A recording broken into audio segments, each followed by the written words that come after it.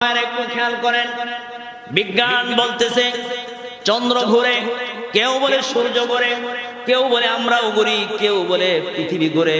আসলে কে ঘুরে তার সমাধান বিজ্ঞান দিতে পারবে কিনা বলেন? বিজ্ঞানের কোনো ক্ষমতা নাই। বিজ্ঞানে তো টাকা পয়সা খরচ করে, মেধা খরচ করে, কোটি কোটি টাকা খরচ করে বিজ্ঞান ফেল হয়ে গেছে। কিন্তু আমার আল্লাহ আজ থেকে ১,৫০০ বছর পূর্বে তার হাবিবকে বিজ্ঞানের কথাটা তিনি হুবহু জানিয়ে দিয়েছেন। বলুন না সুবহানাল্লাহ।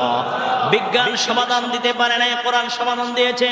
আল্লাহ রাব্বুল আলামিন ৩০ নম্বর পারার সূরা ইয়াসিনের মধ্যে আমার আল্লাহ বলতেছেন, লাশ-শামসু ইয়ামবাগি লাহা আন তুদরিকাল কমারা ওয়ালাল লাইলু সাবিকুন নাহার ওয়া কুল্লুন ফি ফালাকি ইয়াসবাহুন। বলেন আল্লাহু আকবার।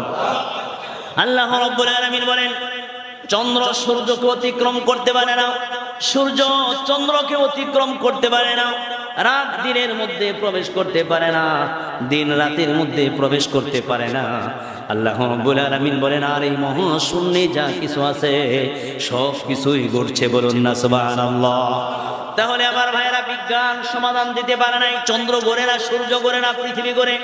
আল্লাহ রাব্বুল আলামিন আজ থেকে ১,৫০০ বছর পূর্বে তার নবীকে তিনি জানিয়ে দিয়েছেন, এ আমার হাবিব, পৃথিবীর বিজ্ঞানরা ব্যর্থ হয়ে যাবে। আমি আপনাকে ১৫০০ বছর আগে, ১৪০০ বছর আগে সমাধান দিয়ে দিচ্ছি, পৃথিবীরা ঘুরতেছে। সুবহানাল্লাহ।